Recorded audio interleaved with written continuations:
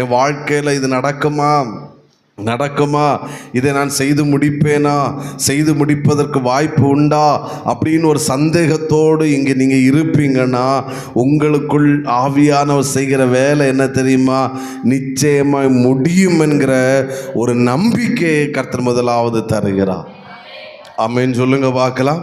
நாம் அப்போஸ்தலர் நடபடிகள் வரும்போது அப்போஸ்தலர்களுக்குள் அதுதான் இருந்துச்சு.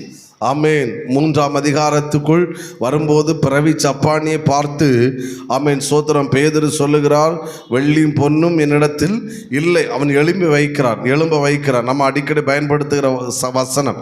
ஆனால் அது செய்வதற்கு முன்பாக பேதுருக்குள் ஒரு நம்பிக்கை வருது. என்ன நம்பிக்கை? ஆமேன், நான் இப்பொழுது நசன இயேசு நாமத்தில் எழுந்து நட என்று சொல்லும்போது இவன் என்ன செய்வான்?